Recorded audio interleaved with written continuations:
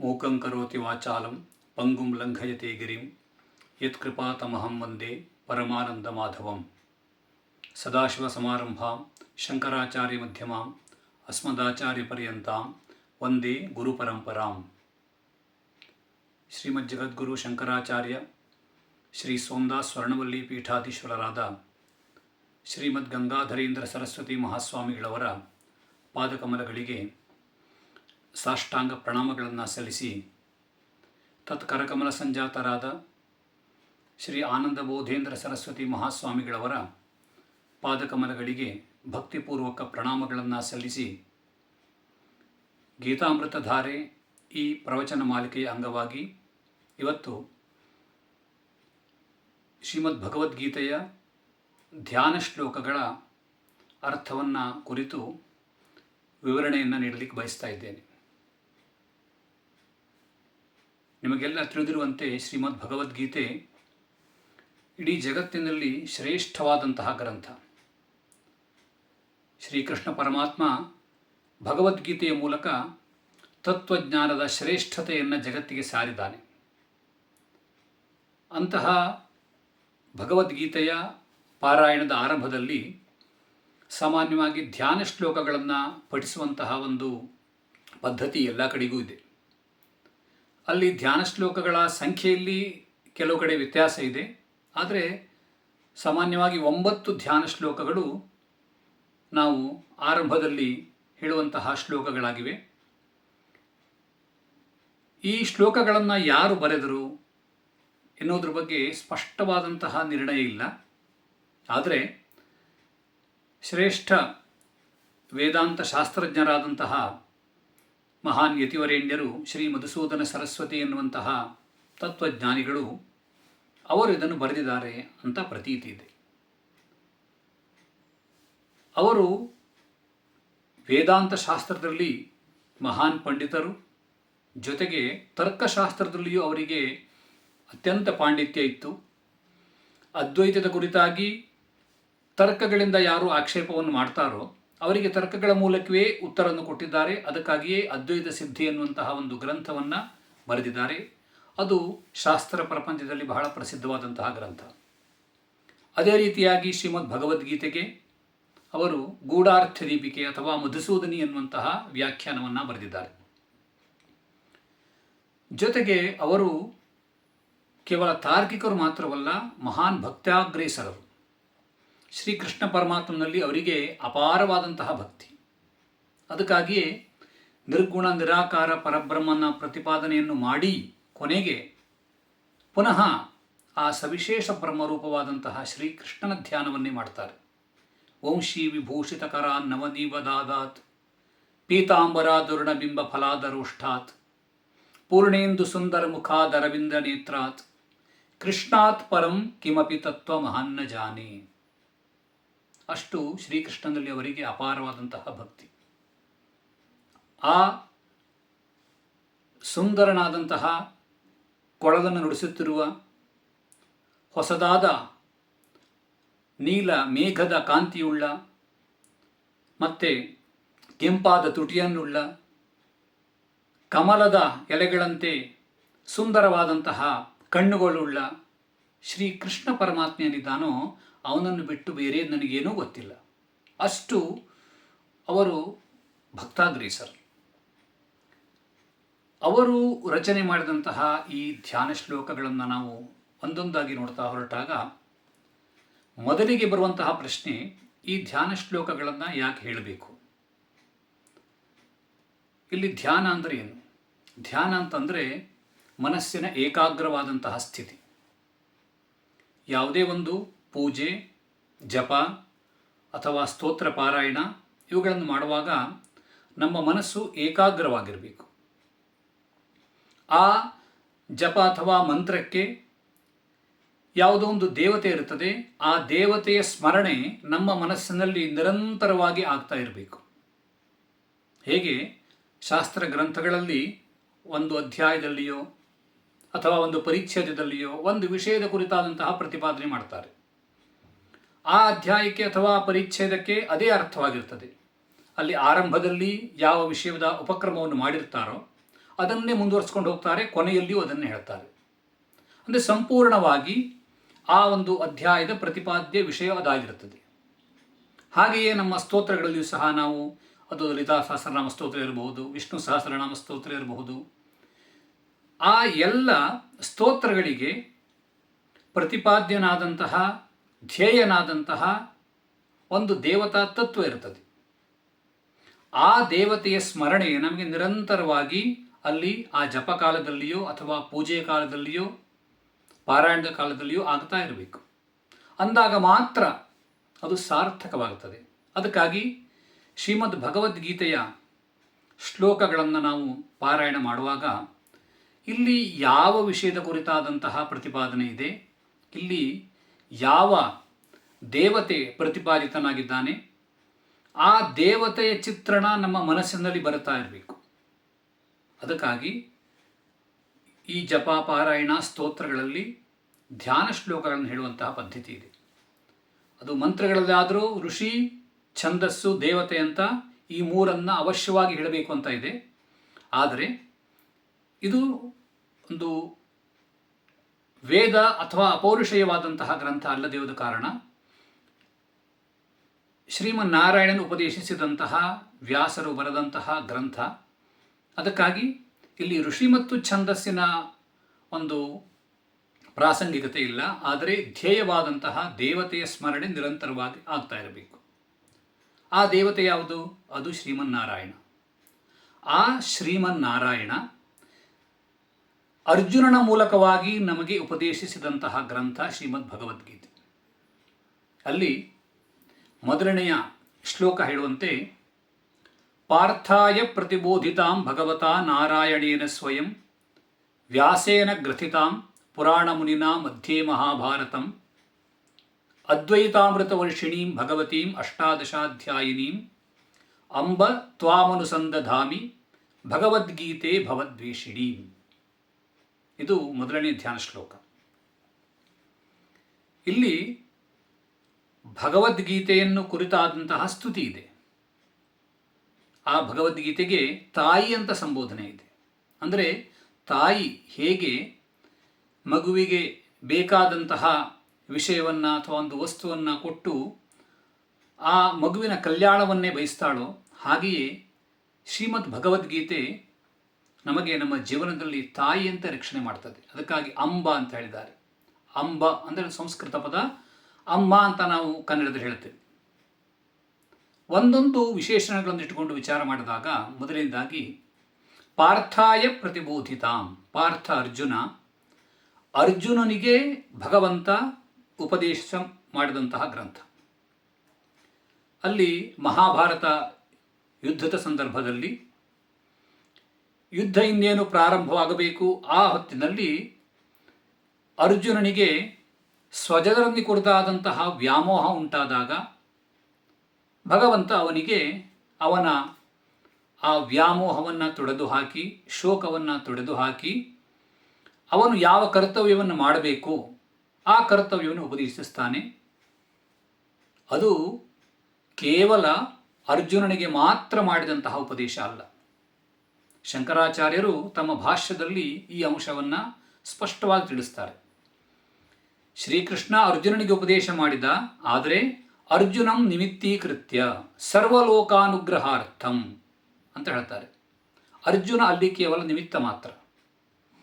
ಅಂದರೆ ಲೋಕದಲ್ಲಿ ಯಾವುದೇ ವ್ಯಕ್ತಿಯಾದರೂ ಸಹ ತನ್ನ ಕರ್ತವ್ಯದ ವಿಷಯದಲ್ಲಿ ಕಿಂಕರ್ತವ್ಯತಾ ಮೂಢನಾಗಿ ಕರ್ತವ್ಯ ಭ್ರಷ್ಟನಾಗುವಂತಹ ಸಂದರ್ಭದಲ್ಲಿ ಹಾಗೆ ಮಾಡಬಾರದು. ಸ್ವಧರ್ಮವಾದಂತಹ ತನ್ನ ಕರ್ತವ್ಯವನ್ನು ಅವಶ್ಯವಾಗಿ ಪ್ರತಿಯೊಬ್ಬರೂ ಮಾಡಲೇಬೇಕು. ಅರ್ಜುನನಿಗೆ ಧರ್ಮ ರಕ್ಷಣೆಗಾಗಿ ಧರ್ಮ ಯುದ್ಧವನ್ನು ಮಾಡುವಂತಹದ್ದು ಅದು ಅವನ ಸ್ವಧರ್ಮ. ಅದಕ್ಕಾಗಿ ಅವನದನ್ನು ಮಾಡಲೇಬೇಕು. ಆ ರೀತಿಯಾಗಿ ಭಗವಂತ ಅವನಿಗೆ ಉಪದೇಶ ಮಾಡಿದ್ದಾನೆ. ಇದೇ ರೀತಿಯಾಗಿ ಯಾರೂ ಸಹ ತಮ್ಮ ಕರ್ತವ್ಯದಿಂದ ವಿಮುಖರಾಗಬಾರದು, ಸ್ವಧರ್ಮದ ಆಚರಣೆಗೆ ಪ್ರಾಧಾನ್ಯ ನೀಡಬೇಕು, ಎಂದೂ ಸಹ ಸ್ವಧರ್ಮದಿಂದ ಚ್ಯುತರಾಗಬಾರದು. ಹೇಗೆ ಅರ್ಜುನನು ತನ್ನ ಕರ್ತವ್ಯವಾದಂತಹ ಯುದ್ಧದಲ್ಲಿ ತೊಡಗುತ್ತಾನೋ ಹಾಗೆಯೇ ಉಳಿದೆಲ್ಲ ಜನರು. ಅದಕ್ಕಾಗಿ ಅರ್ಜುನನ ಮೂಲಕವಾಗಿ ಉಪದೇಶವನ್ನು ಮಾಡಿದ್ದಾನೆ. ಪಾರ್ಥಾಯ ಪ್ರತಿಬೋಧಿತಾಂ, ಅಲ್ಲಿ ಅರ್ಜುನ ನಿಮಿತ್ತ ಮಾತ್ರ. ಅರ್ಜುನ ಅಂತಂದರೆ ಅವನೊಬ್ಬ ಶ್ರೇಷ್ಠವಾದಂತಹ ವ್ಯಕ್ತಿ. ಈ ಭಗವದ್ಗೀತೆ ಎನ್ನುವಂತಹ ಈ ಶ್ರೇಷ್ಠವಾದಂತಹ ಉಪದೇಶವನ್ನು ನೀಡಬೇಕು ಅಂತಂದರೆ ಅದನ್ನು ಗ್ರಹಣೆ ಮಾಡುವಂತಹ ವ್ಯಕ್ತಿಯೂ ಅಂತಹ ಒಳ್ಳೆಯ ವ್ಯಕ್ತಿಯೇ ಆಗಿರಬೇಕು. ಗುಣಾಧಿಕೈ ಗೃಹೀತ ಅನುಷ್ಠೀಯಮಾನಶ್ಚ ಧರ್ಮ ಲೋಕೆ ಪ್ರಚಯಂ ಗಮಿಷ್ಯತಿ ಅಂತ ಶ್ರೀ ಶಂಕರ ಭಗವತ್ಪಾದರು ತಮ್ಮ ಭಾಷ್ಯದಲ್ಲಿ ಹೇಳ್ತಾರೆ. ಗೀತೆಯ ಅರ್ಥವನ್ನು ತಿಳಿಯುವಾಗ ನಾವು ಯಾವಾಗಲೂ ಶ್ರೀ ಶಂಕರಾಚಾರ್ಯ ಬರೆದಂತಹ ಭಾಷ್ಯವನ್ನು ಇಟ್ಟುಕೊಂಡೇ ಅರ್ಥವನ್ನು ಮಾಡಬೇಕು. ಮೇಲ್ನೋಟಕ್ಕೆ ನಮಗೆ ಬೇರೆ ಯಾವುದೋ ಅರ್ಥ ಮನಸ್ಸಿಗೆ ಬಂದುಬಿಡಬಹುದು, ಆದರೆ ಅದು ನಿಜವಾಗಿ ಭಗವದ್ಗೀತೆಯಲ್ಲಿ ಹೇಳಬೇಕಾದಂತಹ ಅಥವಾ ಹೇಳಿದಂತಹ ಅರ್ಥವೇ ಎಂಬುದು ನಮಗೆ ಆ ಭಾಷ್ಯದ ಮೂಲಕವಾಗಿ ಮಾತ್ರ ತಿಳಿಯುತ್ತದೆ. ಭಾಷ್ಯಕಾರರು ಅಷ್ಟು ಸ್ಪಷ್ಟವಾಗಿ ಭಗವದ್ಗೀತೆಯ ಅರ್ಥವನ್ನು ವಿವರಿಸಿದ್ದಾರೆ. ಪಾರ್ಥಾಯ ಪ್ರತಿಬೋಧಿತಾಂ ಭಗವತಾ ನಾರಾಯಣೇನ ಸ್ವಯಂ. ಅರ್ಜುನನಿಗೆ ಉಪದೇಶ ಮಾಡಿದಂತಹ ಈ ವ್ಯಕ್ತಿ ಯಾರು? ಸ್ವಯಂ ಶ್ರೀ ಭಗವಾನ್ ಶ್ರೀಮನ್ ನಾರಾಯಣ. ಈ ಗೀತಾ ಎನ್ನುವಂಥ ಹೆಸರಿನಿಂದ ನಮ್ಮ ಇತಿಹಾಸ ಪುರಾಣಗಳಲ್ಲಿ ಅನೇಕ ಅಧ್ಯಾತ್ಮ ಉಪದೇಶಗಳಿವೆ. ಅವುಗಳಲ್ಲಿ ಹಂಸಗೀತಾ, ಪಾಂಡವಗೀತಾ, ಅಷ್ಟಾವಕ್ರ ಗೀತಾ, ಮಂಕಿ ಗೀತಾ, ಉದ್ಧವ ಗೀತಾ, ಹೀಗೆ ಅನೇಕ ಗೀತೆಗಳಿವೆ. ಅಲ್ಲಿ ಒಬ್ಬೊಬ್ಬ ಮಹಾಪುರುಷರು ಸಹ ಆಯಾ ಸಂದರ್ಭಗಳಲ್ಲಿ ಅಲ್ಲಿ ಬೇಕಾದಂತಹ ಉಪದೇಶಗಳನ್ನು ಮಾಡಿದ್ದಾರೆ. ವೇದಾಂತ ತತ್ವಗಳೇ ಅಲ್ಲಿ ಪ್ರಧಾನವಾಗಿರುತ್ತವೆ. ಹೀಗೆ ವೇದಾಂತ ತತ್ವಗಳು ಪ್ರಧಾನವಾಗಿರುವ ಕಾರಣಕ್ಕಾಗಿ ಇದಕ್ಕೆ ಗೀತಾ ಅಂತ ಹೆಸರು. ಹೀಗೆ ಅನೇಕ ಗೀತೆಗಳಿದ್ದರೂ ಸಹ ಭಗವದ್ಗೀತೆಯ ವಿಶೇಷ ಏನು ಅಂತಂದರೆ ಸ್ವಯಂ ಭಗವಂತನೇ ಇದನ್ನು ಉಪದೇಶ ಮಾಡಿದ್ದಾನೆ. ಇತರ ಗೀತೆಗಳು ಬೇರೆ ಬೇರೆ ಮಹಾಪುರುಷರಿಂದ ಉಪದಿಷ್ಟವಾದರೆ ಶ್ರೀಮದ್ ಭಗವದ್ಗೀತೆ ಭಗವಂತನಿಂದಲೇ ನೇರವಾಗಿ ಉಪದೇಶಿಸಲ್ಪಟ್ಟಂತಹ ಗೀತೆ. ಇದು ಈ ಗ್ರಂಥದ ವಿಶೇಷ. ಅಲ್ಲಿ ನಮಗೆ ಒಂದು ಪ್ರಶ್ನೆ ಬರ್ತದೆ, ಅಂತಹ ಯುದ್ಧದ ಸಂದರ್ಭದಲ್ಲಿ ಭಗವಂತನು ಏನು ಅರ್ಜುನನಿಗೆ ಉಪದೇಶವನ್ನು ಮಾಡಿದನೋ ಆ ಉಪದೇಶಗಳು ಅದನ್ನು ಹಾಗೆಯೇ ಕೇಳಿ ಅದೇ ಅಕ್ಷರ, ಅದೇ ಶಬ್ದಗಳನ್ನು ಇಟ್ಟುಕೊಂಡು, ಅದೇ ವಾಕ್ಯಗಳನ್ನು ಇಟ್ಟುಕೊಂಡು ಅದು ಹೇಗೆ ಗ್ರಂಥ ರಚನೆ ಮಾಡಲಿಕ್ಕೆ ಸಾಧ್ಯ? ಈ ಭಗವದ್ಗೀತೆ ಅಂತ ಇವತ್ತು ನಾವು ಏನೊಂದು 700 ಶ್ಲೋಕಗಳ ಗ್ರಂಥವನ್ನು ನೋಡ್ತೇವೆಯೋ ಇದೆಲ್ಲವನ್ನೂ ಭಗವಂತನು ಇದೇ ರೀತಿಯಾಗಿ ಉಪದೇಶ ಮಾಡಿದ್ನೇ ಅಂತ ಪ್ರಶ್ನೆ ಬರ್ಬೋದು. ಅದಕ್ಕೆ ಉತ್ತರ ಏನು ಅಂತಂದರೆ, ಭಗವಂತ ಅರ್ಜುನನಿಗೆ ಉಪದೇಶವನ್ನು ಮಾಡಿದ ಪ್ರಾಯ ಇಲ್ಲಿರುವ ಶ್ಲೋಕಗಳ ಮೂಲಕವೇ ಮಾಡಿದ್ದಾನೆ. ಆದರೆ ಇದನ್ನು ಬರೆದವರು ಯಾರು ಅಂತಂದರೆ ವ್ಯಾಸ ಮಹರ್ಷಿಗಳು. ಭಗವಂತನ ಉಪದೇಶದ ವಿವರಣೆಯನ್ನು ಮಾಡುವಾಗ ವ್ಯಾಸ ಮಹರ್ಷಿಗಳು ಕೆಲವೊಮ್ಮೆ ತಾವೂ ಸಹ ಶ್ಲೋಕಗಳನ್ನು ರಚಿಸಿ ಇದರಲ್ಲಿ ಸೇರಿಸಿರ್ತಾರೆ. ಯಾಕೆಂತಂದರೆ ಕೆಲವೊಂದು ತತ್ವಗಳ ಉಪದೇಶವನ್ನು ಮಾಡುವಾಗ ವಿವರಣೆ ಬೇಕಾಗ್ತದೆ. ಅದಕ್ಕಾಗಿ ಆ ಪ್ರತಿಪಾದ್ಯ ತತ್ವದ ವಿವರಣೆಗಾಗಿ ವ್ಯಾಸ ಮಹರ್ಷಿಗಳು ಭಗವಂತನಿಂದ ಉಪದೇಶಿಸಲ್ಪಟ್ಟ ಶ್ಲೋಕಗಳ ಜೊತೆಗೆ ತಮ್ಮ ಒಂದು ತಾವು ರಚಿಸಿದ ಶ್ಲೋಕಗಳನ್ನು ಕೂಡ ಸೇರಿಸಿದ್ದಾರೆ. ಹೀಗಾಗಿ ಇದೆಲ್ಲವೂ ಸೇರಿ ಈ ಒಂದು ಭಗವದ್ಗೀತೆ ಎನ್ನುವಂತಹ ಗ್ರಂಥವಾಗಿದೆ. ಹೀಗೆ ಪಾರ್ಥಾಯ ಪ್ರತಿಬೋಧಿತಾಂ ಭಗವತಾ ನಾರಾಯಣೇನ ಸ್ವಯಂ. ಭಗವತಾ ನಾರಾಯಣೇನ, ಅಲ್ಲಿ ಭಗವಾನ್ ಎನ್ನುವಂತಹ ಶಬ್ದ ಇದೆ. ಭಗವಾನ್ ಎನ್ನುವಂತಹ ಶಬ್ದಕ್ಕೆ ಏನರ್ಥ? ಭಾಷ್ಯಕಾರರು ವಿವರಣೆಯನ್ನು ಬರೀತಾರೆ. ಉತ್ಪತ್ತಿಂ ನಿಧನಂಚೈವ ಭೂತಾನಾಂ ಆಗತಿಂ ಗತಿಂ ವೇತ್ತಿ ವಿದ್ಯಾಂ ಅವಿದ್ಯಾಂಚ ಸವಾಚ್ಯೋ ಭಗವಾನ್ ಇತಿ. ಯಾರು ಈ ಪ್ರಪಂಚದ ಉತ್ಪತ್ತಿ, ಸ್ಥಿತಿ ಮತ್ತು ಲಯಗಳನ್ನು ತಿಳಿದಿದ್ದಾರೋ, ಅದೇ ರೀತಿಯಾಗಿ ಈ ಪ್ರಪಂಚದಲ್ಲಿ ಶರೀರ ಗ್ರಹಣೆ ಮಾಡಿ ಬರುವಂತಹ ಜೀವಿಗಳು, ಆ ಜೀವಿಗಳ ಆಗಮನವನ್ನು ಮತ್ತು ಗಮನವನ್ನು ತಿಳಿದಿದ್ದಾರೋ, ವಿದ್ಯೆ ಮತ್ತು ಅವಿದ್ಯೆಯನ್ನು ತಿಳಿದಿದ್ದಾರೋ, ಇಂತಹ ಪುರುಷನಿಗೆ ಭಗವಾನ್ ಅಂತ ಹೆಸರು. ಇನ್ನು ಆ ಭಗ ಎನ್ನುವಂತಹ ಒಂದು ಶಬ್ದದ ಕುರಿತಾದ ವಿವರಣೆಯನ್ನು ಮಾಡುವುದಾದರೆ ಅದಕ್ಕೆ ಒಂದು ವಿಶಿಷ್ಟವಾದಂಥ ಅರ್ಥ ಇದೆ. ಅಲ್ಲಿ ಐಶ್ವರ್ಯಸ್ಯ ಸಮಗ್ರಸ್ಯ ಧರ್ಮಸ್ಯ ಯಶಸ್ಶ್ರೇಯಃ ಜ್ಞಾನವೈರಾಗ್ಯಯಶ್ಚೈವ ಷಣ್ಣಾಂ ಭಗ ಇತೀರಣ ಅಂತ ಇದೆ. ಭಗವನ್ನು ಉಳ್ಳವನು ಭಗವಂತ. ಭಗ ಅಂದರೆ ಏನು? ಐಶ್ವರ್ಯ, ಜ್ಞಾನ, ಅದೇ ರೀತಿಯಾಗಿ ಜ್ಞಾನ, ಶ್ರೀ ಸಂಪತ್ತು, ಐಶ್ವರ್ಯಸ್ಯ ಸಮಗ್ರಸ್ಯ ಧರ್ಮಸ್ಯ ಯಶಸ್ಶ್ರೇಯ. ಐಶ್ವರ್ಯ, ಧರ್ಮ, ಯಶಸ್ಸು, ಸಂಪತ್ತು, ಜ್ಞಾನ ಮತ್ತು ವೈರಾಗ್ಯ, ಈ 6 ಧರ್ಮಗಳಿಂದ ಕೂಡಿದಂತಹ ವ್ಯಕ್ತಿ ಅವನು ಭಗವಾನ್.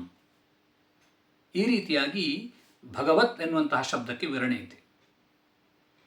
ಮುಂದೆ 2ನೇ ಪಂಕ್ತಿ, ವ್ಯಾಸೇನ ಗ್ರಥಿತಾಂ. ಭಗವಂತನ ಉಪದೇಶವನ್ನು ಗ್ರಹಿಸಿ ಅದನ್ನು ಗ್ರಂಥ ರೂಪದಲ್ಲಿ ಬರೆದಂಥವರು ವ್ಯಾಸ ಮಹರ್ಷಿಗಳು. ಆ ವ್ಯಾಸ ಮಹರ್ಷಿಗಳಿಗೆ ಪುರಾಣ ಮುನಿನ ಅಂತ ಒಂದು ವಿಶೇಷಣವನ್ನು ಕೊಟ್ಟಿದ್ದಾರೆ. ವ್ಯಾಸ ಮಹರ್ಷಿಗಳು ಅವರು ಹೆಸರೇ ಹೇಳುವಂತೆ ವ್ಯಾಸ ವಿಭಾಗವನ್ನು ಮಾಡಿದ್ದಾರೆ. ಸಮಗ್ರವಾಗಿ ಇರುವಂತಹ ವೇದವನ್ನು ಅನುಷ್ಠಾನ ಸೌಕರ್ಯಕ್ಕಾಗಿ ಋಗ್ಯಜುಸ್ಸಾಮ ಮತ್ತು ಅಥರ್ವದ ರೂಪದಲ್ಲಿ ವೇದವನ್ನು ವಿಭಾಗವನ್ನು ಮಾಡಿದ್ದಾರೆ. ಅದಕ್ಕಾಗಿ ಅವರಿಗೆ ವ್ಯಾಸರು, ವೇದವ್ಯಾಸರು ಅಂತ ಹೆಸರು. ಜೊತೆಗೆ ಅವರು ಪುರಾಣ ಮುನಿನ 18 ಪುರಾಣಗಳನ್ನು ಬರೆದಿದ್ದಾರೆ. ಪುರಾಣಗಳು 18 ಮಹಾಪುರಾಣಗಳು, ಅದೇ ರೀತಿಯಾಗಿ 18 ಉಪಪುರಾಣಗಳು. ಆ ಪುರಾಣ ಪ್ರಪಂಚ ಬಹಳ ದೊಡ್ಡದು. ಅವುಗಳನ್ನು ರಚನೆ ಮಾಡಿದಂಥವರು ವ್ಯಾಸ ಮಹರ್ಷಿಗಳು. ಅದಕ್ಕಾಗಿ ಅವರಿಗೆ ಪುರಾಣ ಮುನಿನ ಅಂತ ಹೇಳಿದ್ದಾರೆ. ಈ ಭಗವದ್ಗೀತೆ ಎಲ್ಲಿದೆ? ಮಧ್ಯೆ ಮಹಾಭಾರತಂ. ಮಹಾಭಾರತದ ಮಧ್ಯದಲ್ಲಿ ಇದೆ. ನಾವು ಕೇಳಿರುವಂತೆ ಮಹಾಭಾರತದಲ್ಲಿ 18 ಪರ್ವಗಳು. ಅದರೊಳಗೆ ಈ ಯುದ್ಧ ಆರಂಭವಾಗುವಂತಹ ಈ ಪರ್ವ ಭೀಷ್ಮ ಪರ್ವ. ಭೀಷ್ಮ ಪರ್ವದಲ್ಲಿ 23ನೇ ಅಧ್ಯಾಯದಿಂದ ಆರಂಭಿಸಿ 40ನೇ ಅಧ್ಯಾಯದ ತನಕ ಈ 18 ಅಧ್ಯಾಯಗಳೇನಿವೆಯೋ ಈ ಅಧ್ಯಾಯಗಳಿಗೆ ಇದು ಭಗವದ್ಗೀತೆ ಅಂತ ಹೆಸರು. ಅಂದರೆ ಈ ಅಧ್ಯಾಯಗಳಲ್ಲಿ ನಾವು ಈಗ ನೋಡ್ತಾ ಇರುವಂತಹ ಭಗವದ್ಗೀತೆ ಗ್ರಂಥ ಇದೆ. ಅದಕ್ಕಾಗಿ ಮಧ್ಯೆ ಮಹಾಭಾರತಂ.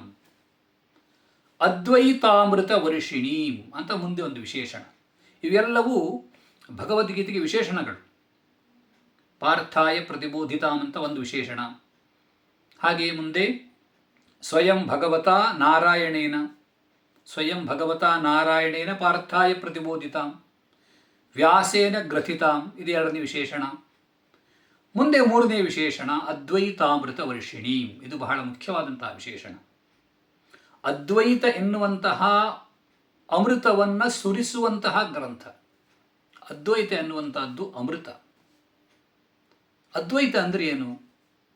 ಶ್ರೀ ಶಂಕರಾಚಾರ್ಯರು ಉಪನಿಷತ್ತುಗಳ ಅರ್ಥವನ್ನು ಸರಿಯಾಗಿ ವಿಮರ್ಶೆಯನ್ನು ಮಾಡಿ ಉಪನಿಷತ್ತುಗಳಲ್ಲಿ, ಬ್ರಹ್ಮಸೂತ್ರಗಳಲ್ಲಿ, ಜೊತೆಗೆ ಈ ಶ್ರೀಮದ್ ಭಗವದ್ಗೀತೆಯಲ್ಲಿ ಯಾವ ತತ್ವದ ಪ್ರತಿಪಾದನೆಯಾಗಿದೆ, ನಮ್ಮ ಸಮಗ್ರ ಪ್ರಾಚೀನ ಆರ್ಷ ವಾಂಗ್ಮಯದ ಪ್ರತಿಪಾದ್ಯವಾದಂತಹ ಏಕಮೇವ ತತ್ವ ಅದು ಯಾವುದು ಅಂತಂದರೆ ಅದು ಅದ್ವೈತನಾದಂತಹ ಪರಬ್ರಹ್ಮ.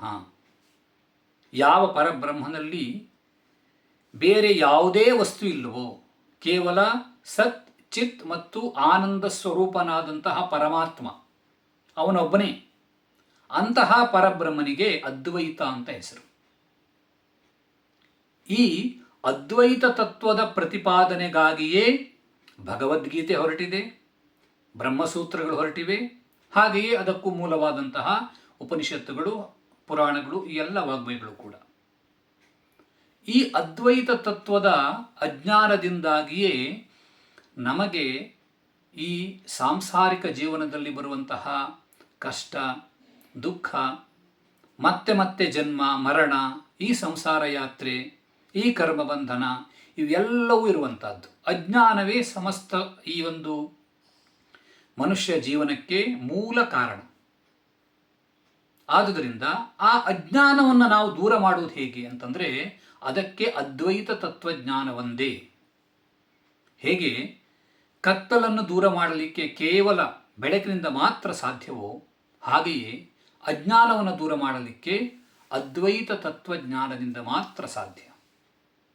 ಆ ತತ್ವದ ಪ್ರತಿಪಾದನೆ ಈ ಭಗವದ್ಗೀತೆಯಲ್ಲಿ ಇದೆ. ಹೇಗೆ ಅಂತಂದರೆ 18 ಅಧ್ಯಾಯಗಳ ರೂಪದಲ್ಲಿರುವಂತಹ ಈ ಭಗವದ್ಗೀತೆ, ಅದರಲ್ಲಿ 3 ರೀತಿಯಾಗಿ ವಿಭಾಗವನ್ನು ಮಾಡ್ತಾರೆ. 3 ಷಟ್ಕಗಳು.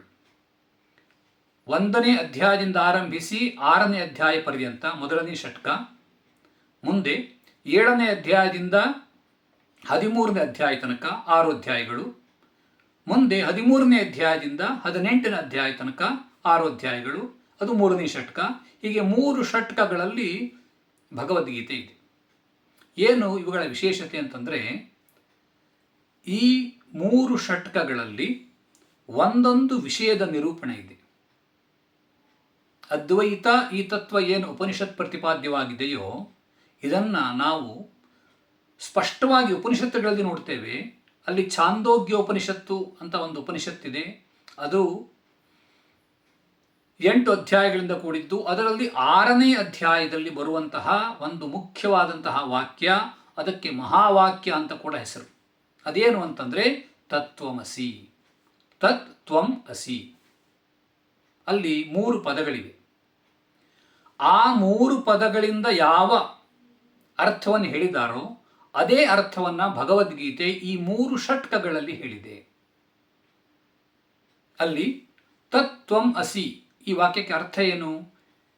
ಜೀವನನ್ನು ಕುರಿತಾದಂತಹ ಉಪದೇಶ. ಜೀವನು ಬ್ರಹ್ಮನೇ ಆಗಿದ್ದಾನೆ. ಅಲ್ಲೇ ಜೀವನೇ ನೀನು ಬ್ರಹ್ಮವೇ ಆಗಿದ್ದೀಯ. ಜೀವ ತನ್ನ ಅಜ್ಞಾನದಿಂದಾಗಿ ತಾನು ಸಂಸಾರಿ ಅಂತ ತಿಳ್ಕೊಂಡಿದ್ದಾನೆ. ಆದರೆ ವಸ್ತುತಃ ಜೀವನಲ್ಲಿ ಯಾವ ಸಂಸಾರ ಧರ್ಮಗಳು ಇಲ್ಲ, ಅವನು ಪರಬ್ರಹ್ಮನೇ. ಈ ವಿಷಯದ ಪ್ರತಿಪಾದನೆ ಉಪನಿಷತ್ತುಗಳಲ್ಲಿ ಇದೆ. ಆ ಜೀವನನ್ನು ಕುರಿತಾಗೂ ಮೊದಲು ಇಲ್ಲಿ ವಿವರಣೆಯನ್ನು ಹೇಳಿದ್ದಾರೆ ಭಗವದ್ಗೀತೆಯಲ್ಲಿ. ಜೀವನಿಗೆ ವೇದಾಂತ ಶಾಸ್ತ್ರದ ರೀತಿಯಲ್ಲಿ ಹೇಳುವಾಗ ತ್ವಂ ಪದಾರ್ಥ ಅಂತ ಹೇಳ್ತಾರೆ. ಯಾಕೆಂದರೆ ತ್ವಂ ನೀನು. ನೀನು ಅಂತಂದರೆ ಯಾವ ಜೀವನನ್ನು ಶಿಷ್ಯನನ್ನು ಕುರಿತಾಗಿ ಉಪದೇಶ ಮಾಡ್ತಾ ಇದ್ದಾರೋ ಅವನನ್ನು ಕುರಿತು ಹೇಳಿದ್ದು ನೀನು ಬ್ರಹ್ಮವೇ ಆಗಿದ್ದೀಯೆ. ಅದಕ್ಕಾಗಿ ತ್ವಂ ನೀನು, ತ್ವಂ ಪದಾರ್ಥ ಅಂತ ಜೀವನಿಗೆ ಹೆಸರು.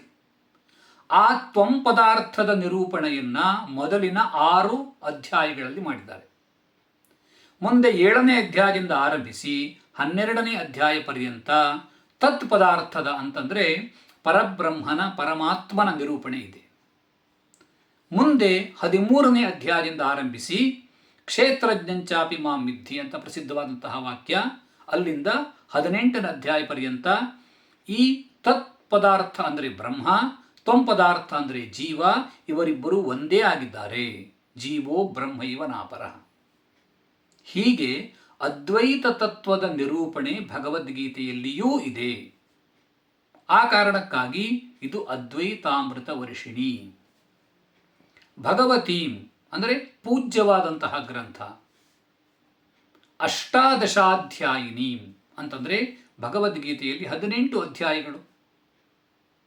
ಇಂತಹ ಭಗವದ್ಗೀತೆಯನ್ನು ಕುರಿತು ಸಾಧಕನಾದಂತಹ ವ್ಯಕ್ತಿ ಹೇಳ್ತಾನೆ, ಹೇ ಅಂಬ, ಅಂಬ ತ್ವಾಂ ಅನುಸಂಧಾಮಿ.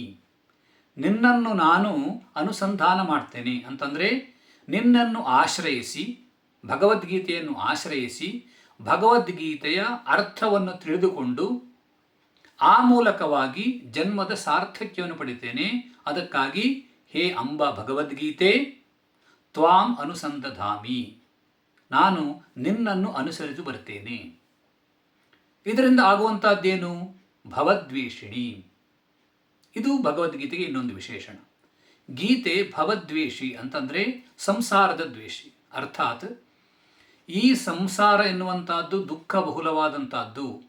ಇಲ್ಲಿ ಅಲ್ಲಲ್ಲಿ ಸುಖ ಎನ್ನುವಂತಹ ಒಂದು ಛಾಯೆ ಕಂಡರೂ ಸಹ ವಸ್ತುತಃ ಹೆಚ್ಚಾಗಿರುವುದು ದುಃಖವೇ. ಜನ್ಮ ಮೃತ್ಯು ಜರಾ ವ್ಯಾಧಿ ದುಃಖ ದೋಷಾನು ದರ್ಶನಂ ಭಗವದ್ಗೀತೆಯಲ್ಲಿ ಬರ್ತದೆ ಮಾತು. ಇಂತಹ ದುಃಖ ಬಹುಲವಾದಂತಹ ಸಂಸಾರದಲ್ಲಿ ನಾವು ಪಾರಾಗಬೇಕು ಅಂತಂದರೆ ಅದಕ್ಕೆ ಒಂದೇ ಉಪಾಯ, ಶ್ರೀಮದ್ ಭಗವದ್ಗೀತೆ. ಅದಕ್ಕಾಗಿ ಭವದ್ವೇಷಿಣಿ, ಈ ಅಜ್ಞಾನ ಮತ್ತು ಅಜ್ಞಾನದಿಂದ ಹುಟ್ಟಿದಂತಹ ಈ ಸಂಸಾರ ಇವೆಲ್ಲವೂ ದೂರವಾಗಬೇಕು ಅಂತಂದರೆ ಶ್ರೀಮದ್ ಭಗವದ್ಗೀತೆ ಬೇಕು. ಅದಕ್ಕಾಗಿ ಅದನ್ನು ಭವದ್ವೇಷಿಣಿ ಅಂತ ಹೇಳಿದ್ದಾರೆ. ಮುಂದೆ 2ನೇ ಶ್ಲೋಕ. ನಮೋಸ್ತುತೆ ವ್ಯಾಸ ವಿಶಾಲ ಬುದ್ಧೆ ಫುಲ್ಲಾರವಿಂದಾಯತ ಪತ್ರ ನೇತ್ರ ಯೇನ ತ್ವಯಾ ಭಾರತತೈಲಪೂರ್ಣಃ ಪ್ರಜ್ವಾಲಿತೋ ಜ್ಞಾನಮಯಃ ಪ್ರದೀಪಃ. ಇಲ್ಲಿ ಭಗವದ್ಗೀತೆಯನ್ನು ಬರೆದಂತಹ ವ್ಯಾಸ ಮಹರ್ಷಿಗಳ ಸ್ತುತಿ ಇದೆ. ನಮೋಸ್ತುತೆ ವ್ಯಾಸ ವಿಶಾಲ ಬುದ್ಧಿ. ವಿಶಾಲ ಬುದ್ಧಿಯಾದಂತಹ ವ್ಯಾಸ ಮಹರ್ಷಿಗಳೇ ನಿಮಗೆ ನಮಸ್ಕಾರ. ನಮೋಸ್ತುತೆ, ನಮಃ ಅಸ್ತು ತೇ, ನಿಮಗೆ ನಮಸ್ಕಾರ. ಹೇ ವ್ಯಾಸ ವಿಶಾಲ ಬುದ್ಧಿ. ವ್ಯಾಸ ಶಬ್ದದ ವಿವರಣೆಯನ್ನು ಹೇಳಿಯಾಗಿದೆ. ವಿಶಾಲ ಬುದ್ಧಿ. ವ್ಯಾಸ ಮಹರ್ಷಿಗಳು ವೇದದ ವಿಭಾಗವನ್ನು ಮಾಡಿದರು, ಇಷ್ಟು ವಿಸ್ತಾರವಾದಂತಹ ಪುರಾಣ ವಾಂಗ್ಮಯದ ರಚನೆಯನ್ನು ಮಾಡಿದರು. ಇದೆಲ್ಲ ಹೇಗೆ ಸಾಧ್ಯ? ಅವರು ಸ್ವಯಂ ಭಗವಂತನ ಅವತಾರವೇ ಆದ್ರಿಂದ ಮಾತ್ರ ಇದು ಸಾಧ್ಯ. ಅದಿಲ್ಲದೆ ಹೋದರೆ ಇದೊಂದು ಅಸಾಧ್ಯವಾದಂತಹ ಕರ್ಮ. ವ್ಯಾಸ ಮಹರ್ಷಿಗಳು ಮಾಡಿದಂತಹ ಈ ಮಹಾನ್ ವಾಂಗ್ಮಯದ ಸೃಷ್ಟಿ ಇದು ಕೇವಲ ಮನುಷ್ಯ ಮಾತ್ರದಿಂದ ಮಾಡಲಿಕ್ಕೆ ಅಸಾಧ್ಯ. ಅದಕ್ಕಾಗಿ ಅವರು ಸ್ವಯಂ ಭಗವಂತನ ಅವತಾರ. ಅದಕ್ಕಾಗಿ ನಾವು ಪ್ರಸಿದ್ಧವಾದಂತಹ ಶ್ಲೋಕವನ್ನು ಹೇಳ್ತೇವಿಲ್ಲ. ಅದೇನು ಅಂತಂದರೆ, ವ್ಯಾಸಾಯ ವಿಷ್ಣು ರೂಪಾಯ ವ್ಯಾಸರೂಪಾಯ ವಿಷ್ಣವೇ ನಮೋ ವೈ ಬ್ರಹ್ಮನಿಧಯೇ ವಾಸಿಷ್ಠಾಯ ನಮೋ ನಮಃ. ಇದು ವ್ಯಾಸ ಮಹರ್ಷಿಗಳು, ಅದು ಪರಮಾತ್ಮನ ಜ್ಞಾನಶಕ್ತಿಯ ಅವತಾರ. ಬ್ರಹ್ಮಸೂತ್ರ ಕೃತೆ ತಸ್ಮೈ ವ್ಯಾಸಾಯ ಕವಿವೇಧಸೆ ಜ್ಞಾನಶಕ್ತಿಯವತಾರಾಯ ನಮೋ ಭಗವತೋ ಹರೇ ಅಂತ ವ್ಯಾಖ್ಯಾನಕಾರರು ಹೇಳ್ತಾರೆ. ಇಂತಹ ಮಹಾಪುರುಷರು ಇವತ್ತು ನಮ್ಮ ಧರ್ಮ ಕಲಿಕಾಲದಲ್ಲಿಯೂ ಸಹ ಇಷ್ಟರ ಮಟ್ಟಿಗೆ ಉಳಿದುಕೊಂಡಿದೆ. ಜನರು ಧಾರ್ಮಿಕರಾಗಿದ್ದಾರೆ, ಸ್ವಲ್ಪವಾದರೂ ಧರ್ಮ ಕಾರ್ಯದಲ್ಲಿ ತೊಡಗ್ತಾರೆ. ಲೋಕದಲ್ಲಿ ಧರ್ಮ ಇದೆ ಅಂತಂದರೆ ವೇದಗಳ ಜೊತೆಗೆ ಈ ಪುರಾಣಗಳ ಕೊಡುಗೆ ಕೂಡ ಅತ್ಯಂತ ಮಹತ್ತರವಾಗಿದೆ. ಯಾಕೆಂತಂದರೆ ವೇದಗಳನ್ನು ಓದಲಿಕ್ಕೆ, ಅರ್ಥೈಸಿಕೊಳ್ಳಲಿಕ್ಕೆ ಎಲ್ಲ ಜನರಿಗೂ ಸಾಧ್ಯವಾಗದೇ ಹೋದರೂ ವ್ಯಾಸ ಮಹರ್ಷಿಗಳು ಬರೆದಂತಹ ಈ ಪುರಾಣಗಳು ನಮ್ಮ ಧರ್ಮ ರಕ್ಷಣೆಯ ವಿಚಾರದಲ್ಲಿ, ನಮ್ಮ ಧರ್ಮದ ಸ್ವರೂಪವನ್ನು ಸಾಮಾನ್ಯ ಜನರಿಗೂ ತಿಳಿಸಿಕೊಡುವ ಒಂದು ನಿಟ್ಟಿನಲ್ಲಿ ಬಹಳ ಪ್ರಮುಖವಾದಂತಹ ಪಾತ್ರವನ್ನು ವಹಿಸಿವೆ. ಅದಕ್ಕಾಗಿ ವ್ಯಾಸ ಮಹರ್ಷಿಗಳು ನಮ್ಮ ಒಂದು ಸನಾತನ ಧರ್ಮದ ರಕ್ಷಣೆಯಲ್ಲಿ ಅತ್ಯಂತ ಒಂದು ಕಾಳಜಿಯಿಂದ ಮಹಾನ್ ಪ್ರಯತ್ನವನ್ನು ಮಾಡಿದ್ದಾರೆ. ಅದಕ್ಕಾಗಿ ಇಂತಹ ಸಾಹಿತ್ಯವನ್ನು ಸೃಷ್ಟಿ ಮಾಡಿದಂತಹ ಮಹಾಪುರುಷರು ನಮೋಸ್ತುತೆ ವ್ಯಾಸ ವಿಶಾಲ ಬುದ್ಧಿ. ಅವರಿಗೆ ಇನ್ನೊಂದು ವಿಶೇಷಣವನ್ನು ಕೊಟ್ಟಿದ್ದಾರೆ. ಫುಲ್ಲಾರವಿಂದಾಯತ ಪತ್ರ ನೇತ್ರ. ಫುಲ್ಲ ಅಂತಂದರೆ ಅರಳಿತ್ತು, ಅರವಿಂದ ಅಂದರೆ ಕಮಲ, ಆಯತ ಅಂದರೆ ಅಗಲವಾದಂಥದ್ದು, ನೇತ್ರ ಅಂತಂದರೆ ಕಣ್ಣು. ಅರಳಿದ ಕಮಲದ ದಳದಂತೆ ವಿಸ್ತಾರವಾದಂತಹ ಕಣ್ಣುಳ್ಳವನು. ಅಂದರೆ ಅವರ ಒಂದು ಮುಖಭಾವದ ಆ ಸೌಂದರ್ಯದ ವರ್ಣನೆಗಾಗಿ ಅವರ ಕಣ್ಣು ವಿಶಾಲವಾಗಿತ್ತು, ಕಮಲದ ದಳದಂತೆ ಸುಂದರವಾಗಿತ್ತು. ಮುಂದೆ ಯೇನ ತ್ವಯಾ ಭಾರತ ತೈಲಪೂರ್ಣಃ ಪ್ರಜ್ವಾಲಿತೋ ಜ್ಞಾನಮಯ ಪ್ರದೀಪ. ಜ್ಞಾನ ದೀಪವನ್ನು ಅವರು ಬೆಳಗಿಸಿದ್ದಾರೆ. ಮಹಾಭಾರತ ಎನ್ನುವಂತಹ ತೈಲದಿಂದ ಜ್ಞಾನವೆಂಬ ದೀಪವನ್ನು ಬೆಳಗಿದ್ದಾರೆ. ಈ ಜ್ಞಾನ, ಅದಕ್ಕೆ ದೀಪ ಅಂತ ಅನೇಕ ಕಡೆ ವರ್ಣನೆ ಮಾಡ್ತಾರೆ. ಯಾಕೆಂದರೆ ದೀಪ ಕತ್ತಲೆಯನ್ನು ಹೋಗಲಾಡಿಸಿದಂತೆ ಜ್ಞಾನದ ಅಜ್ಞಾನವನ್ನು ದೂರ ಮಾಡ್ತದೆ. ಇದು ಜ್ಞಾನ ದೀಪ. ಜ್ಞಾನ ದೀಪೇನ ಭಾಸ್ವತ ಅಂತ ಸ್ವಯಂ ಗೀತೆಯಲ್ಲಿ ಭಗವಂತ ಹೇಳ್ತಾನೆ. ಈ ಜ್ಞಾನದೀಪವನ್ನು ಬೆಳಗಿಸಿದ್ದಾರೆ ವ್ಯಾಸ ಮಹರ್ಷಿಗಳು ಮಹಾಭಾರತ ಎನ್ನುವಂತಹ ತೈಲದಿಂದ. ಅಂದರೆ ಒಂದು ದೀಪ ಬೆಳಗಬೇಕು ಅಂತಂದರೆ ಅಲ್ಲಿ ತೈಲ ಬೇಕು, ಎಣ್ಣೆ ಬೇಕು. ಹಾಗೆಯೇ ಈ ಭಗವದ್ಗೀತೆ ಎನ್ನುವಂತಹ ಗ್ರಂಥ ಅದು ಮಹಾಭಾರತದಲ್ಲಿ ಬಂದಿರುವಂತಹ ಕಾರಣ ಮಹಾಭಾರತವೆಂಬ ತೈಲದಿಂದ ಭಗವದ್ಗೀತೆ ಎನ್ನುವಂತಹ ದೀಪವನ್ನು ನೀವು ಬೆಳಗಿಸಿದ್ದೀರಿ ವ್ಯಾಸ ಮಹರ್ಷಿಗಳೇ. ಏನ ತ್ವಯಾ ಭಾರತ ತೈಲ ಪೂರ್ಣ ಪ್ರಜ್ವಾಲಿತ, ಬೆಳಗಿಸಲ್ಪಟ್ಟಿದೆ. ಜ್ಞಾನಮಯ ಪ್ರದೀಪ, ಜ್ಞಾನಮಯವಾದಂತಹ ಪ್ರದೀಪವನ್ನು ವ್ಯಾಸ ಮಹರ್ಷಿಗಳೇ ನೀವು ಬೆಳಗಿಸಿದ್ದೀರಿ. ಅದಕ್ಕಾಗಿ ನಿಮಗೆ ನಮಸ್ಕಾರಗಳು, ನಮೋಸ್ತುತೆ ಅಂತ ಇದೆ. ಹಾಗೆ ಮುಂದಕ್ಕೆ ಪ್ರಜ್ವಾಲಿತೋ ಜ್ಞಾನಮಯ ಪ್ರದೀಪ. ಇದು ವ್ಯಾಸ ಮಹರ್ಷಿಗಳ ಒಂದು ವ್ಯಕ್ತಿತ್ವದ, ಅವರ ಶ್ರೇಷ್ಠತೆಯನ್ನು ಕುರಿತಾಗಿರುವಂತಹ ಶ್ಲೋಕ. ಹಾಗೆ ನಾವು ಮುಂದಕ್ಕೆ ಹೋದರೆ ಅಲ್ಲಿ ಮುಂದಿನ ಶ್ಲೋಕ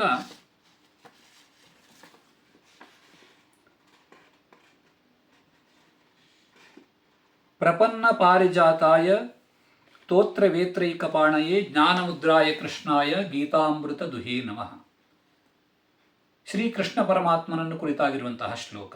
ಶ್ರೀಕೃಷ್ಣ ಪರಮಾತ್ಮ ಪ್ರಪನ್ನ ಪಾರಿಜಾತಾಯ ತೋತ್ರ ವೇತ್ರೈಕ ಪಾಣಯೇ ಜ್ಞಾನಮುದ್ರಾಯ ಕೃಷ್ಣಾಯ ಗೀತಾಮೃತ ದುಹೇ ನಮಃ. ಶ್ರೀಕೃಷ್ಣ ಪರಮಾತ್ಮ ಅವನು ಭಕ್ತರ ಅನುಗ್ರಹವನ್ನು ಮಾಡುವಂಥವನು. ಯಾರು ತನ್ನಲ್ಲಿ ಶರಣು ಬಂದಿದ್ದಾರೋ ಅವರಿಗೆ ಅವರ ಎಲ್ಲ ದುಃಖವನ್ನು ಹೋಗಲಾಡಿಸಿ ಇಷ್ಟಾರ್ಥವನ್ನು ಕೊಡುವಂಥವನು. ನಾವು ಭಗವದ್ಗೀತೆಯಲ್ಲಿ ಮತ್ತೆ ಮತ್ತೆ ಅವನ ಉಪದೇಶವನ್ನು ಕೇಳುವಾಗ ಈ ಮಾತು ಬರುತ್ತದೆ, ಮನ್ಮನಾಭವ ಮದ್ಭಕ್ತ ಮದ್ಯಾಜಿ ಮಾನ್ ನಮಸ್ಕುರು.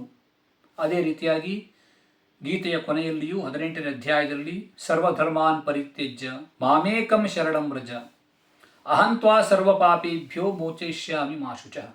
ಅಂದರೆ ಪರಮಾತ್ಮನನ್ನು ಯಾರು ಶರಣು ಬರ್ತಾರೋ, ಪರಮಾತ್ಮನನ್ನೇ ಅನ್ಯಥಾ ಶರಣಂ ನಾಸ್ತಿ ಅಂತ ಆಶ್ರಯಿಸಿ ಬರ್ತಾರೋ ಅವರ ರಕ್ಷಣೆ ಯೋಗಕ್ಷೇಮಂ ಮಹಾಮ್ಯಹಂ ಅಂತ ಹೇಳಿದಂತೆ ಅವರ ರಕ್ಷಣೆ ಪರಮಾತ್ಮ ಮಾಡ್ತಾನೆ. ನಾವು ನಮ್ಮ ರಕ್ಷಣೆಗಾಗಿ ಬೇರೆ ಬೇರೆ ಏನೇನೋ ಉಪಾಯಗಳನ್ನು ಮಾಡ್ತಾ ನಮಗೆ ಏನು ಬೇಕು ಅದನ್ನು ಪಡೀಲಿಕ್ಕೆ ಒಂದಿಷ್ಟು ಪ್ರಯತ್ನಗಳನ್ನು ಮಾಡ್ತಾ ನಾವೇ ಸ್ವತಂತ್ರವಾಗಿ ಹೊರಟು ಮಧ್ಯದಲ್ಲಿ ಯಾವಾಗಲೂ ಪರಮಾತ್ಮನು ಅವನು ನಮಗೆ ಸಹಾಯ ಮಾಡಿದ್ರೆ ಮಾಡಲಿ ಅಂತ ಈ ರೀತಿಯಾಗಿ ಬಯಸಿದರೆ ಇದು ಶರಣಾಗತಿಯಾಗೋದಿಲ್ಲ. ಅನ್ಯಥಾ ಶರಣನ್ನಾಸ್ತಿ ತ್ವಮೇವ ಶರಣಂ ಮಮ ಎನ್ನುವಂತಹ ನಿನ್ನನ್ನು ಬಿಟ್ಟರೆ ನನಗೆ ಬೇರೆ ಏನೂ ಗತಿ ಇಲ್ಲ. ಇಷ್ಟು ತೀವ್ರತರವಾದಂತಹ ಭಕ್ತಿಯಿಂದ ಪರಮಾತ್ಮನನ್ನು ಯಾರು ಆಶ್ರಯಿಸ್ತಾರೋ ಅವರು ಪ್ರಪನ್ನರು. ಪ್ರಪತ್ತಿ ಅಂದರೆ ಶರಣಾಗತಿ. ಆ ಶರಣಾಗತರಾದಂತಹ ಭಕ್ತರಿಗೆ ಪಾರಿಜಾತದಂತೆ ಶ್ರೀಕೃಷ್ಣ ಪರಮಾತ್ಮ ಇದ್ದಾನೆ. ಅಲ್ಲಿ ಈ ಶ್ರೀಕೃಷ್ಣನ ಕಥಾನಕದಲ್ಲಿ ನಾವು ಕೇಳ್ತೇವೆ, ಪಾರಿಜಾತ ಎನ್ನುವಂತಹ ದೇವಲೋಕದಲ್ಲಿ ಮರವಿತ್ತು, ಆಮೇಲೆ ಸತ್ಯಭಾಮ ಇದನ್ನು ಬಯಸಿದಳು, ಅಲ್ಲಿ ಇಂದ್ರನಿಗೂ ಶ್ರೀಕೃಷ್ಣನಿಗೂ ಯುದ್ಧವಾಯಿತು, ಆಮೇಲೆ ಪಾರಿಜಾತವನ್ನು ಭೂಲೋಕಕ್ಕೆ ತರುತ್ತಾನೆ. ಆ ಪಾರಿಜಾತ ಒಂದು ವಿಶಿಷ್ಟವಾದಂತಹ ವೃಕ್ಷ, ಎಲ್ಲ ಒಂದು ವರ್ಣನೆ ಇದೆ. ಹೇಗೆ ಆ ಪಾರಿಜಾತ ಎನ್ನುವಂತಹ ಅಷ್ಟು ಒಂದು ವಿಶಿಷ್ಟವಾದಂತಹ ವೃಕ್ಷವು, ಹಾಗೆಯೇ ಈ ಶರಣಾಗತಿಯನ್ನು ಹೊಂದು ಬಂದಂತಹ ಭಕ್ತರಿಗೆ ಅನುಗ್ರಹ ಮಾಡುವ ಕಾರಣ ಶ್ರೀಕೃಷ್ಣನಿಗೆ ಪ್ರಪನ್ನ ಪಾರಿಜಾತಾಯ ತೋತ್ರ ವೇತ್ರೈಕ ಪಾಣಯೇ ಅಂತ ಮುಂದೆ ಇದೆ. ತೋತ್ರ ಅಂತಂದರೆ ಚಾಟಿ. ನಾವು ಭಗವದ್ಗೀತೆಯ ಉಪದೇಶ ಮಾಡುವಂತಹ ಚಿತ್ರದಲ್ಲಿ ನೋಡಿದಾಗ ಶ್ರೀಕೃಷ್ಣನು ಅಲ್ಲಿ ಕುದುರೆ ನಡೆಸುವಾಗ ಚಾಟಿಯನ್ನು ಹಿಡಿದುಕೊಂಡಂಥ ಚಿತ್ರವನ್ನು ನೋಡ್ತೇವೆ. ತೋತ್ರ ವೇತ್ರೈಕ ಪಾಣಿ. ವೇತ್ರ ಅಂತಂದರೆ ಬೆತ್ತ. ಅಂತಹ ಆ ಬೆತ್ತದಿಂದ ಕೂಡಿದ ಚಾಟಿಯನ್ನು ಕೈಯಲ್ಲಿ ಹಿಡಿದುಕೊಂಡಂತಹ ತೋತ್ರ ವೇತ್ರೈಕ ಪಾಣಯೇ, ಇದು ಕೃಷ್ಣನ ವಿಶೇಷಣ. ಜ್ಞಾನ ಮುದ್ರಾಯ ಕೃಷ್ಣಾಯ, ಮತ್ತೆ ಶ್ರೀಕೃಷ್ಣ ಜ್ಞಾನ ಮುದ್ರೆಯನ್ನು ಧರಿಸಿದ್ದಾನೆ. ಈ ಮುದ್ರೆಗಳನ್ನು ಹೇಳುವಾಗ ತರ್ಜನಿ ಮತ್ತು ಅಂಗುಷ್ಟವನ್ನು ಸೇರಿಸಿ ಈ ರೀತಿಯಾಗಿ ಒಂದು ಮುದ್ರೆಯನ್ನು ತೋರಿಸುವುದಕ್ಕೆ ಜ್ಞಾನ ಮುದ್ರೆ ಅಂತ ಹೆಸರು. ಯೋಗಶಾಸ್ತ್ರದಲ್ಲಿ ಇದಕ್ಕೆ ಬಹಳ ವಿಶೇಷತೆ ಇದೆ. ಅಂತಹ ಜ್ಞಾನ ಮುದ್ರೆಯನ್ನು ಧರಿಸಿದಂತಹ ಜ್ಞಾನಮುದ್ರಾಯ ಕೃಷ್ಣಾಯ ಗೀತಾಮೃತ ದುಹೇ ನಮಃ.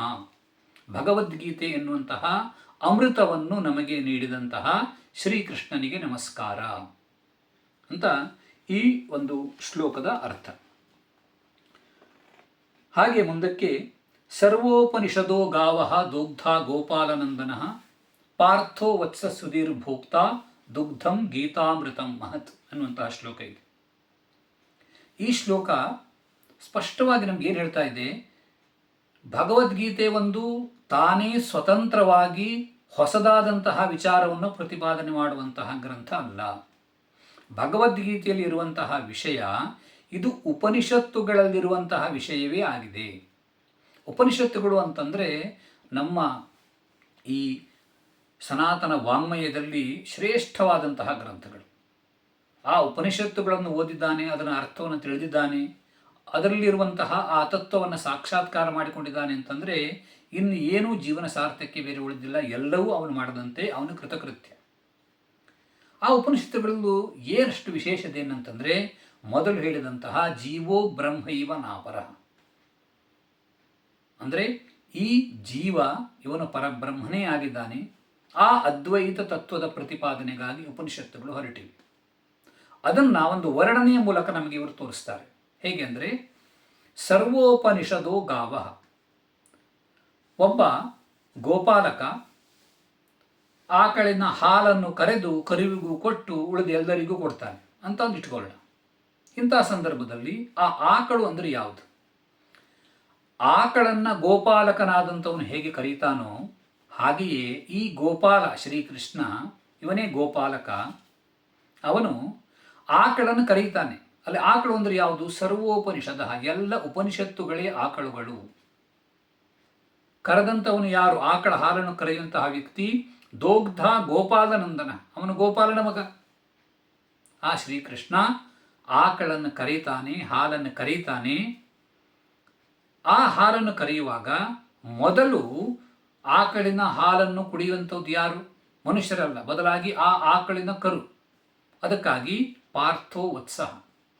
ಭಗವದ್ಗೀತೆ ಅರ್ಜುನನ ನಂತರ ಆಮೇಲೆ ಉಳಿದವರು ಎಲ್ಲರಿಗೂ ಪ್ರಾಪ್ತವಾದರೂ ಸಹ ಮೊದಲಿಗೆ ಪ್ರಾಪ್ತವಾದದ್ದು ಅರ್ಜುನನಿಗೆ. ಅದಕ್ಕಾಗಿ ಪಾರ್ಥೋ ವತ್ಸಃ.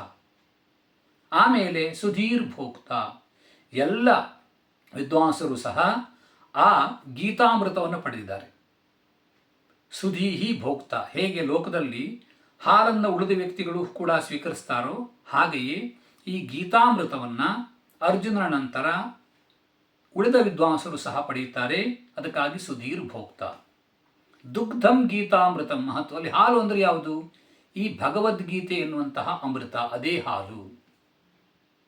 ಹೀಗೆ ಹೇಳಿದ್ರದ್ದು ಏನು ಗೊತ್ತಾಯಿತು ಅಂದರೆ, ಭಗವದ್ಗೀತೆ ಉಪನಿಷತ್ತುಗಳಲ್ಲಿರುವಂತಹ ಅರ್ಥವನ್ನು ನಮಗೆ ಸರಳವಾಗಿ ಸುಲಭವಾಗಿ ಹೇಳ್ತಾ ಇದೆ. ಶ್ರೀಕೃಷ್ಣನು ಆ ರೀತಿಯಲ್ಲಿ ನಮಗೆ ಉಪನಿಷತ್ತುಗಳ ಅರ್ಥವನ್ನು ವರ್ಣನೆ ಮಾಡಿ ತೋರಿಸಿದ್ದಾನೆ ಅಂತ ಗೊತ್ತಾಯಿತು. ಸರ್ವೋಪನಿಷದೋ ಗಾವಃ ದೋಗ್ಧ ಗೋಪಾಲನಂದನ ಪಾರ್ಥೋ ವತ್ಸಃ. ಪಾರ್ಥನು ಮಗ, ಆಕಳಿನ ಕರು. ಸುಧೀರ್ ಭೋಕ್ತ. ಯಾರು ಪ್ರಾಜ್ಞರೋ ಅವರೇ ಅದನ್ನು ಪಡೆಯುವಂತಹ ಭೋಕ್ತಾರರು. ದುಗ್ಧಂ ಗೀತಾಮೃತಂ ಮಹತ್ವಲ್ಲಿ ಹಾಲು ಅಂದರೆ ಯಾವುದು? ಆ ಭಗವದ್ಗೀತೆ ಎನ್ನುವಂಥ ಅಮೃತ. ಇದು ಈ ಶ್ಲೋಕದ ಅರ್ಥ. ಮುಂದೆ ವಸುದೇವ ಸುತಂ ದೇವಂ ಕಂಸಚಾಣೂರಮರ್ದನಂ ದೇವಕಿ ಪರಮಾನಂದಂ ಕೃಷ್ಣಂ ವಂದೇ ಜಗದ್ಗುರುಂ. ಇದು ಶ್ರೀಕೃಷ್ಣನ ಸ್ತುತಿ. ಇಲ್ಲಿ ಶ್ರೀಕೃಷ್ಣನ ಸ್ತುತಿಗಾಗಿ ಕೆಲವು ವಿಶೇಷಣಗಳನ್ನು ಹೇಳಿದ್ದಾರೆ. ವಸುದೇವ ಸುತಂ ಅಂದರೆ ನಮಗೆ ಅರ್ಥವಾಗ್ತದೆ ವಸುದೇವನ ಮಗ. ವಸುದೇವ ಸುತಂ ದೇವಂ ಕಂಸಚಾಣೂರ ಮರ್ದನಂ. ಕಂಸ ಮತ್ತು ಚಾಣೂರ, ಆ ಮಲ್ಲ ಏನು ಒಂದು ಕೃಷ್ಣನ ನಿಗ್ರಹಕ್ಕಾಗಿ ಬಂದಿದ್ನೋ ಅವನ ಒಂದು ನಿಗ್ರಹವನ್ನು ಪರಮಾತ್ಮ ಮಾಡಿದ್ದಾನೆ. ಅದಕ್ಕಾಗಿ ಕಂಸ ಮತ್ತು ಚಾಣೂರರನ್ನ ವಧೆ ಮಾಡಿದಂತಹ ಶ್ರೀಕೃಷ್ಣ ಕಂಸ ಚಾಣೂರ ಮರ್ದನ. ದೇವಕಿ ಪರಮಾನಂದಂ. ದೇವಕಿಗೆ ಪರಮಾನಂದವನ್ನು ನೀಡಿದ. ಯಾಕೆಂದರೆ ದೇವಕಿ ಮಗ, ತಾಯಿಗೆ ಮಗನೇ ಪರಮಾನಂದವನ್ನು ನೀಡುವಂಥವನು. ಇಡೀ ಲೋಕಕ್ಕೆ ಪರಮಾನಂದವನ್ನು ನೀಡುವಂತಹ ಸ್ವಯಂ ಪರಮಾನಂದ ಸ್ವರೂಪನಾದಂತಹ ಆ ಶ್ರೀಕೃಷ್ಣ, ಅವನು ದೇವಕಿಗೂ ಪರಮಾನಂದ. ಅಂತಹ ಕೃಷ್ಣನನ್ನು ಒಂದೇ ನಮಸ್ಕರಿಸುತ್ತೇನೆ. ಜಗದ್ಗುರು. ಈ ಜಗದ್ಗುರು ಎನ್ನುವಂತಹ ಒಂದು ವಿಶೇಷಣವನ್ನು ಶ್ರೀಕೃಷ್ಣನಿಗೆ ಹೇಳಿದ್ದಾರೆ. ಇದು ಬಹಳ ಮಹತ್ವಪೂರ್ಣವಾದಂತಹ ವಿಶೇಷಣ. ಇವತ್ತು ನಾವು ವ್ಯವಹಾರ ಕಾಲದಲ್ಲಿ ಈ ವಿಶೇಷಣವನ್ನು ಹೇಗೆ ಬೇಕಾದರೂ ಎಲ್ಲೆಲ್ಲಿಯೂ ಬಳಸಿಬಿಡ್ತೇವೆ. ಆದರೆ ವಸ್ತುತಃ ಆ ಜಗದ್ಗುರು ಎನ್ನುವಂತಹ ಶಬ್ದದ ಅರ್ಥ ಏನು ಅಂತ ನೋಡಿದಾಗ ಅದು ಶ್ರೀಕೃಷ್ಣ ಪರಮಾತ್ಮನಲ್ಲಿ ನಾವು ಹೇಳಬಹುದು. ಗುರು ಎನ್ನುವಂತಹ ಶಬ್ದಕ್ಕೆ ಯಾವನು ಅಜ್ಞಾನವನ್ನು ದೂರ ಮಾಡಿ ಜ್ಞಾನವನ್ನು ಕೊಡುತ್ತಾನೋ ಅವನೇ ಗುರು. ಆ ಗುರು ಇಡೀ ಒಬ್ಬ ಶಿಷ್ಯನಿಗೆ ಮಾತ್ರವಲ್ಲ, ಇಡೀ ಜಗತ್ತಿಗೆ ಭಗವದ್ಗೀತೆಯ ಉಪದೇಶ ಮಾಡುವುದರ ಮೂಲಕವಾಗಿ ಜ್ಞಾನವನ್ನು ನೀಡಿದಂತಹ ಶ್ರೀಕೃಷ್ಣ ಪರಮಾತ್ಮ ಭಗವದ್ಗೀತೆಯ ಮೂಲಕ ಸಮಸ್ತ ಮನುಕುಲಕ್ಕೂ ತತ್ವಜ್ಞಾನವನ್ನು ಉಪದೇಶ ಮಾಡಿದ್ದಾನೆ. ತನ್ನ ಮೂಲಕವಾಗಿ ಅಜ್ಞಾನದವನ್ನು ನಾಶ ಮಾಡಲಿಕ್ಕೆ ಆ ಉಪದೇಶವಾಗಿದೆ. ಅದಕ್ಕಾಗಿ ಅವನ ಗುರು, ಅವನು ಜಗತ್ತಿಗೆ ಗುರು. ಕೇವಲ ಅರ್ಜುನ ಮಾತ್ರವಲ್ಲ, ಅಥವಾ ಯಾವುದೋ ಒಬ್ಬ ವ್ಯಕ್ತಿಯಲ್ಲ. ಅದೇ ರೀತಿಯಾಗಿ ನಾವು ಈ ಜಗದ್ಗುರು ಎನ್ನುವಂತಹ ಶಬ್ದವನ್ನು ಶ್ರೀ ಶಂಕರಾಚಾರ್ಯರಿಗೆ ಕೇಳ್ತೇವೆ.